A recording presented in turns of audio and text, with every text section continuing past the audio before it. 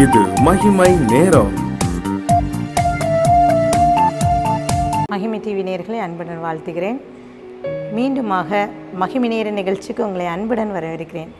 நாம் தொடர்ந்து கவனித்துப்பார் என்ற தலைப்பின் கீழே தியானித்து வருகிறோம். வசனம் இவ்வாறு சொல்கிறது, பிரசங்கி 7ஆம் அதிகாரம் 13ஆம் வசனம். தேவனுடைய செயல்களை கவனித்துப்பார், அவர் கோணலாக்கினதை நேர்மையாக்கத்தக்கவன் யார்? பிரசங்கி இந்த புத்தகத்திலே சாலமோன் ராஜா தன்னுடைய சொந்த அனுபவத்திலே எழுதுகிறார், தேவனுடைய செயல்களை கவனித்துப்பார். ஆண்டவருடைய செயல்கள் எப்படிப்பட்டதாக இருக்கிறது? அவனுடைய படைப்பு ஆதியாகமத்திலே பார்க்கிறோம்ல, 6 நாட்களிலே இந்த உலகத்தை படைக்கிறார். வானம், பூமி, நட்சத்திரங்கள், மனிதர்கள், ஊரும் பிராணிகள், இப்படி தேவனுடைய படைப்புகளை, அவனுடைய செயல்களை நம்ம பார்க்கணும். இன்னும் பார்த்தீங்கன்னா சூரியன், நம்ம நல்லா கவனித்து பார்த்தால் இந்த பிரசங்கி புத்தகத்திலே ஒரு நடைமுறை வாழ்க்கையில் நடக்க வேண்டிய காரியங்களை தெளிவாக குறிப்பிடப்பட்டிருக்கும். பார்த்தீங்கன்னா சூரியனுக்கு கீழே மனுஷன் படுகிற எல்லா பிரயாசத்தினாலும் அவனுக்கு பலன் என்ன என்று குறிப்பிடப்படுகிறது. சூரியனுக்கு கீழே சூரியனை எடுத்துக்கொள்வோம், அது காலையிலே அஸ்தமித்து அது தான் உதிக்கும் இடத்திற்கே திரும்ப சென்று விடுகிறது. இன்னும் பார்த்தீங்கன்னா காற்று தெற்கே போய் வடக்கே போய் எல்லாம் சுழற்சி அடித்து தான் உருவான திசைக்கே திருப்பி வந்து விடுகிறதாம். இன்னும் நதியை பற்றி அங்கே பிரசங்கில போடப்பட்டிருக்கு. எல்லா நதிகளும் பார்த்தீங்கன்னா சமுத்திரத்திலே ஓடி விழுந்து சமுத்திரம் நிரம்பாது, அது உற்பத்தியான இடத்துக்கே அங்கே போகுமா. இப்படி சூரியனுக்கு கீழே குறிப்பிடப்படுகிற எல்லா காரியமும் எப்படிப்பட்டதாக இருக்கிறது என்று சொன்னால், பிரசங்கி 1:2 மாயை மாயை எல்லாம் மாயை என்று பிரசங்கி சொல்கிறார். பிரசங்கி புத்தகம் என்று எடுத்துக்கொண்டாலே நமக்கு நாம் கற்றுக்கொண்ட காரியம், கற்றுக்கொள்ள வேண்டிய காரியம் என்னன்னா மாயை, எல்லாம் மாயை. இங்கே பிரசங்கி அந்த சாலமோன் தனக்குத்தானே ஒரு சோதனையை உண்டு பண்ணுகிறார்.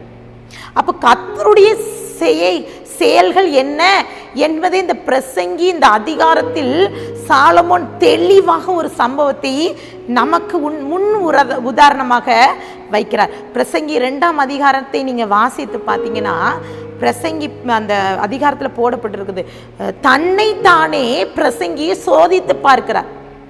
அதில் என்ன சோதனை? சந்தோஷம், ஒரு மனிதனுக்கு சந்தோஷம் எப்படி வருகிறது என்பதற்கான ஒரு சோதனை. அதை தனக்குத்தானே பேசிக்கொள்கிறார். தனக்குத்தானே பேசிக்கொண்ட காரியம் என்னன்னா, எனக்கு எப்படி சந்தோஷம் வரும், அப்படி ஒரு டெஸ்ட் பண்ணுறாரு இந்த பிரசங்கி. அந்த டெஸ்ட்டில் எப்படி நடக்குது பாருங்க. அந்த பிரசங்கி சொல்கிறார், எனக்காக வீடுகளை கட்டினேன், திராட்சை தோட்டங்களை நாட்டினேன், தோட்டங்கள், சிங்கார வனங்கள், சகல வித கனி விருட்சங்களை எல்லாம் நாட்டினாராம். இன்னும் பாருங்க, மரங்கள் பயிராகிறதுக்கு, அந்த மரங்கள் பயிர்களுக்கு அந்த தோப்புக்கு நீர் பாய்ச்சுறதற்காகவே அங்கே கிணறுகளை வெட்டுகிறார், குளங்களை உண்டு பண்ணுகிறார், வேலைக்காரர்கள் வேலைக்காரிகளை சம்பாதிக்கிறார், தன் வீட்டிலே வேலைக்காரர்கள் பிறக்கிறார்களாம். அப்படி திரளான வேலைக்காரர்கள் அவனுக்கு இருக்காங்க. இன்னும் பார்த்தீங்கன்னா அவன் எருசலேமில் எல்லாரை காட்டிலும் ஆடு மாடு எல்லாத்திலையும் அவன் ஆஸ்தி, மிகுந்த ஆஸ்தி சாலமோனுக்கு இருக்கு. அவ்வளவு திரளான, அவனுக்கு சந்தோஷத்தை உண்டு பண்ணுறதுக்கு இதெல்லாம் அவன் பெற்றுக்கொள்கிறான். இன்னும் பார்த்தீங்கன்னா வெள்ளி பொன் ராஜ சம்பத்து மகாணங்களில் உள்ள பொருட்களையும் சேகரித்தேன். இங்கே உள்நாட்டில் கிடைக்காத பொருளை கூட வெளியிருந்து அவன் பெற்றுக்கொண்டு வரான். அவ்வளவு மேன்மையான காரியத்தை கொண்டு வரான். எதுக்குன்னா சந்தோஷம். எனக்குள்ள சந்தோஷம் எப்படி வருதுன்னு தனக்குத்தானே சோதித்து பார்க்கிறான். சங்கீதக்காரர்கள் சங்கீதக்காரிகளையும் இன்பமான பலவச்சி வாத்தியங்கள் எல்லாம் சம்பாதிக்கிறார். எருசலேமில் உள்ள எல்லாரை காட்டிலும் பெரியவனும் திரவிய சம்பன்னுமாய் இருக்கிறேன். திரவியம் எல்லாம் அவனுக்கு இருக்குது. இன்னும் பார்த்தீங்கன்னா அவன் அந்த 2ஆம் அதிகாரத்தில் குறிப்பிடப்பட்டு என் ஞானமும் என்னோட கூட வந்தது. அப்போ இதெல்லாம் தன்னுடைய ஞானத்தினாலே பெற்றுக்கொள்கிறான். நம்மளும் கூட சில நேரங்களில் நமக்கு சந்தோஷம் வரணும்னா என்ன செய்கிறோம்? ஒரு வீடு கட்டிட்டா நம்மளுக்கு சந்தோஷம் வந்துடும், இல்லை இந்த காரை வாங்கிட்டா நம்மளுக்கு சந்தோஷம் வந்துடும், இந்த பைக்கு நமக்கு கிடச்சிட்டா சந்தோஷம், இந்த ஜாப்பு எக்ஸாம் எழுதி பாஸ் ஆகி நமக்கு ஒரு வேலை அரசாங்க வேலை கிடச்சிட்டா சந்தோஷம் வந்துடும், இந்த வியாதி நீங்கிட்டா சந்தோஷம் வந்துடும், பிள்ளைங்க நல்லா படித்து ஃபஸ்ட் ரேங்க் எடுத்துட்டா சந்தோஷம் வந்துடும், இல்லை நமக்கு ஒரு சொத்து கிடச்சிட்டா சந்தோஷம், நமக்கு ஒரு ஃப்ரெண்டு கிடச்சிட்டா சந்தோஷம். அப்படி நம்ம ஏதோ ஒரு சந்தோஷத்தை நமக்கு நாமே பெற்று கொண்டிருக்கோம். இந்த பிரசங்கியை போல இங்கே போடப்பட்டிருக்கிறது. பிரசங்கி 2:10 என் கண்கள் இச்சித்தவைகளில் ஒன்றையும் நான் அவைகளுக்கு தடை பண்ணவில்லை, என் இருதயத்துக்கு ஒரு சந்தோஷத்தையும் நான் வேண்டாம் என்று விளக்கவில்லை, நான் செய்த முயற்சிகள் எல்லாம் என் மனம் மகிழ்ச்சி கொண்டிருந்தது என்று சொல்லி குறிப்பிடப்பட்டிருக்குது. இதுவே என் பிரயாசங்கள் எல்லாவற்றிற்கும் என் பலன். அப்போ இவ்வளவு நாள் அவனுடைய எல்லாம் பெற்றுக்கொண்ட சந்தோஷத்துக்கு பலன் என்னன்னா அவனுடைய பிரயாசத்துல சந்தோஷப்படுறான். இதெல்லாம் நம்மளுடைய பிரயாசம். அப்போ கர்த்தருடைய செயல்களை கவனித்து பார் என்று சொல்லி பிரசங்கி சொல்வதன் நோக்கம் என்ன? கர்த்தர் என்ன செயல் செய்கிறார்? நம்ம என்ன நினச்சிட்டு இருக்கோம்? இதெல்லாம் பெற்று கொண்டோடனே கர்த்தர் நம்மை ஆசீர்வதித்தார் என்று சொல்லி நினைத்து கொண்டிருக்கிறோம். ஒருவேளை கர்த்தரை ஆண்டவர் அறியாதவங்க கூட இதெல்லாம் பெற்று கொண்டு இருக்கிறாங்களே, அப்போ எப்படி இதெல்லாம் கர்த்தர் நமக்கு தந்தார் என்று சொல்ல முடியும்? அப்போ அவர் சொல்கிறா, இப்போ ஒன்று சொல்கிறா, என் கைகள் செய்த சகல வேலைகளையும் நான் பட்ட எல்லா பிரயாசத்தையும் கண்ணோக்கி பார்த்தேன். இதோ எல்லா மாயையும் மனதுக்கு சஞ்சலமாக இருந்தது, சூரியனுக்கு கீழே பலன் ஒன்றும் இல்லை என்று சொல்லி பிரசங்கி சொல்கிறார். பாருங்க, அப்போ கர்த்தருடைய செயல்கள் ஒன்று இருக்கும், இல்லைன்னா பிரசங்கி இந்த பகுதியில் குறிப்பிட்டிருக்கிறதுக்கு வாய்ப்பே கிடையாது. அப்போ கர்த்தருடைய செயல்கள் என்ன? கர்த்தர் என்ன செய்கிறார்? கர்த்தர் கவனித்து பார்த்து கொண்டு இருக்கிறார்.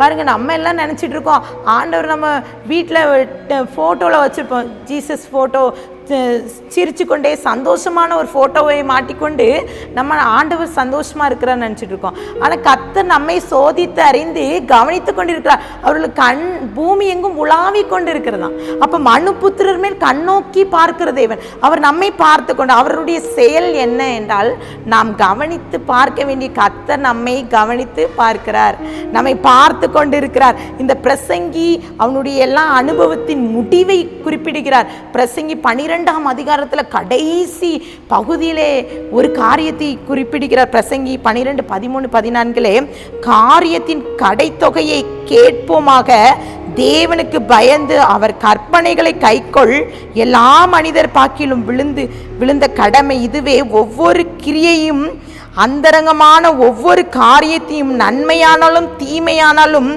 தேவன் நியாயத்திலே கொண்டு வருவார். இதுதான் பிரசங்கி தேவன் செயலை சொல்கிறார். அப்போ அந்தரங்கமான காரியத்தை கூட கர்த்தர் நியாயத்தில் கொண்டு வருவார். ஆண்டவருடைய செயல் என்ன நினச்சிட்டு இருக்கோம்? வீட்டில் பொருள் வாங்கிட்டோம், ஆண்டவர் நான் எனக்கு வீடு தந்துட்டாரு, ஆண்டவர் இந்த இதெல்லாம் ஆண்டவருடைய செயல் நினச்சிட்டு இருக்கோம். அது நம்ம விசுவாசத்தின் பலன். கர்த்தர் நமக்கு நம்ம ஜெபத்தை கேட்டு பதில் தருகிறது வேற, கர்த்தருடைய செயல்கள் வேற. கர்த்தர் கவனித்து பார்க்கிறார், கர்த்தர் ஒரு நாள் நியாயத்தில் கொண்டு வருவார் என்பதை நம்ம அறியணும் என்பதை இந்த பிரசங்கி புத்தகத்திலே நாம் கவனித்து பார்க்கிறோம். இன்றைக்கும் கூட கர்த்தருடைய சமூகத்தில் நம்ம ஒப்படைப்போம். ஒருவேளை நம்மை அறியாமே நம்ம அந்தரங்க காரியங்களில் நம்ம என்னெல்லாம் செய்கிறோம் கர்த்தர் கவனித்து பார்த்துருக்கிறல, அன்றிட்ட ஒப்பு கொடுத்து ஜெபிக்கலாமா? கண்களை மூடி ஜெபிக்கலாம். அன்பின் பரலோக தகப்பனை ஸ்தோத்திரிக்கிறோப்பா, இந்த நாளிலும் கூட கர்த்தாவே எங்களை அர்ப்பணிக்கிறோம். கவனித்து பார். நாங்கள் பார்க்க வேண்டிய விஷயங்கள் அநேகம் இருக்குது. ஆவிக்குரிய வாழ்க்கையில் வளர்ந்து பெறுவதற்காக நாங்கள் உம்முடைய செயல்களை கவனித்து பார்க்கிறோப்பா. ஒரு நாள் எங்களுக்கு நாங்கள் செய்கிற எல்லா காரியத்துக்கும் நியாய தீர்ப்பு உண்டு, நியாயம் உண்டுன்னு சொல்லி நாங்கள் இன்றைக்கு நினைக்கிறோப்பா. நாங்கள் இங்கே அர்ப்பணிக்கிறோம். நாங்கள் செய்கின்ற செயல்கள் எல்லாத்திலும் எல்லாம் மாயை தான், மனத்துக்கு சஞ்சலமான காரியம். அதன் மேலே நாங்கள் விருப்பத்தை வைத்து விடாது மீது நாங்கள் ஆவிக்குரிய வாழ்க்கையில் விருப்பத்தோடு சந்தோஷத்தோடு நீங்கள் தர்ற ஒரு சின்ன காரியத்தில் நாங்கள் சந்தோஷப்பட்டு நாங்கள் நிலைத்திருக்க நீங்கள் கிருபித்தாங்க. உடைய கருத்திலே நான் கொடுக்கிறேன், தாழ்த்துக்கிறேன், மீட்பர் மூலம் கேட்கிற பிதாவே, ஆமென்.